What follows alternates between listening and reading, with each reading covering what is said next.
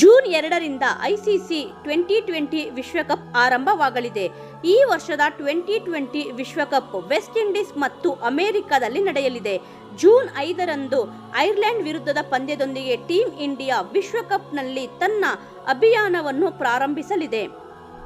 ಕಳೆದ ವರ್ಷ ನಡೆದ ಏಕದಿನ ವಿಶ್ವಕಪ್ನ ಫೈನಲ್ನಲ್ಲಿ ಸೋತ ಭಾರತ ತಂಡ T20 ವಿಶ್ವಕಪ್ ಗೆಲ್ಲುವ ಹಂಬಲದಲ್ಲಿದೆ. ಹಾಗಾಗಿ T20 ವಿಶ್ವಕಪ್ಗೆ ಅತ್ಯುತ್ತಮ ತಂಡವನ್ನು ಕಳುಹಿಸಲು ಭಾರತೀಯ ಕ್ರಿಕೆಟ್ ಮಂಡಳಿ ಸಾಕಷ್ಟು ಕೆಲಸ ಮಾಡುತ್ತಿದೆ. ಈ ಬಾರಿ ಭಾರತ ತಂಡ ಹೇಗಿರಲಿದೆ ಎಂಬ ಬಗ್ಗೆ ಈಗಾಗಲೇ ಚರ್ಚೆಗಳು ನಡೆಯುತ್ತಿದೆ. T20 ವಿಶ್ವಕಪ್ ತಂಡದಲ್ಲಿ 4 ಸದಸ್ಯರ ಆಯ್ಕೆ ಸಮಿತಿಯು 2024ರ IPL ಪಂದ್ಯಗಳ ಮೇಲೆ ಸಕ್ರಿಯವಾಗಿ ಕಣ್ಣಿಟ್ಟಿದೆ ಎಂದು ಅನೇಕ ಮಾಧ್ಯಮ ವರದಿಗಳು ಕೇಳಿಬರುತ್ತಿದೆ.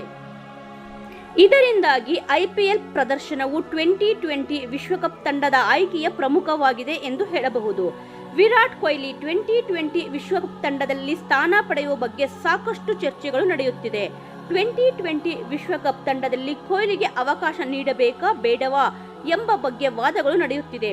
ಕೊಹ್ಲಿ ಸ್ಟ್ರೈಕ್ ರೇಟ್ ಬಗ್ಗೆ ಹಲವರು ಪ್ರಶ್ನೆಗಳನ್ನು ಎತ್ತಿದ್ದಾರೆ. ಆದರೆ ಮಧ್ಯಮ ಕ್ರಮಾಂಕದಲ್ಲಿ ಕೊಹ್ಲಿ ಇಲ್ಲದೆ ಭಾರತ ತಂಡ T20 ವಿಶ್ವಕಪ್ ಬಗ್ಗೆ ಯೋಚಿಸಲು ಸಾಧ್ಯವಿಲ್ಲ ಎಂದು ಹಲವರು ಭಾವಿಸುತ್ತಿದ್ದಾರೆ. ಜೊತೆಗೆ ಮುಖ್ಯ ಆಯ್ಕೆ ಸಮಿತಿ ಅಧಿಕಾರಿಯಾಗಿರುವ ಅಜಿತ್ ಅಗರ್ಕರ್ ಸಹ ಕೊಹ್ಲಿ ಭಾರತ ತಂಡದಲ್ಲಿ ಸ್ಥಾನ ಪಡೆಯುವುದು ಬಹುತೇಕ ಖಚಿತ ಎನ್ನುವಂತೆ ಮಾತನಾಡಿದ್ದಾರೆ.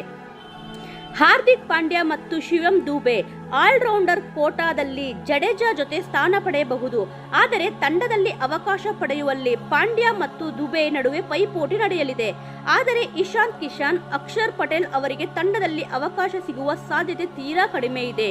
ಶುಭನ್ ಗಿಲ್ ಆರಂಭಿಕರಾಗಿ ಕಣಕ್ಕಿಳಿಯುವ ಸಾಧ್ಯತೆಯೇ ಹೆಚ್ಚಿದೆ. PTI ವರದಿಯ ಪ್ರಕಾರ ಭಾರತೀಯ T20 ವಿಶ್ವಕಪ್ ತಂಡವನ್ನು ಏಪ್ರಿಲ್ ಕೊನೆಯ ವಾರದಲ್ಲಿ ಪ್ರಕಟಿಸುವ ಸಾಧ್ಯತೆ ಇದೆ. ICC ನಿಯಮಗಳ ಪ್ರಕಾರ ಪ್ರತಿ ತಂಡವು ಮೇ 1ರೊಳಗೆ ತಮ್ಮ 15 ಜನರ ತಂಡಗಳನ್ನು ಸಲ್ಲಿಸಬೇಕು. ಜೊತೆಗೆ ಮೇ 25ರ ಒಳಗೆ ತಂಡವನ್ನು ಬದಲಿಸಬಹುದು. ಹೀಗಾಗಿ ಭಾರತ ತಂಡವನ್ನು ಈ ತಿಂಗಳ ಕೊನೆಯಲ್ಲಿ ಪ್ರಕಟಿಸಲಾಗುತ್ತದೆ.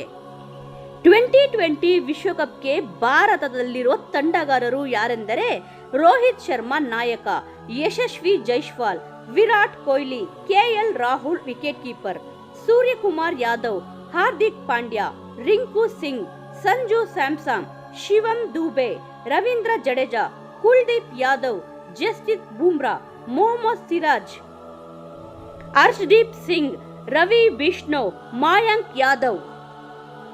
ವೀಕ್ಷಕರೇ, ಈ ವಿಚಾರದ ಬಗ್ಗೆ ನಿಮ್ಮ ಅನಿಸಿಕೆ ಮತ್ತು ಅಭಿಪ್ರಾಯ ಏನಾದರೂ ಇದ್ದಲ್ಲಿ ತಪ್ಪದೆ ಕಮೆಂಟ್ ಮೂಲಕ ತಿಳಿಸಿ. ಇದೇ ರೀತಿಯ ಇನ್ನೂ ಇಂಟ್ರೆಸ್ಟಿಂಗ್ ವಿಡಿಯೋಗಳನ್ನು ನೋಡಲು ತಪ್ಪದೆ ನಮ್ಮ ಚಾನೆಲ್ನನ್ನು ಸಬ್ಸ್ಕ್ರೈಬ್ ಮಾಡಿಕೊಳ್ಳಿ. ಮುಂದಿನ ವಿಡಿಯೋದೊಂದಿಗೆ ಮತ್ತೆ ಸಿಗೋಣ. ಜೈ ಶ್ರೀರಾಮ್.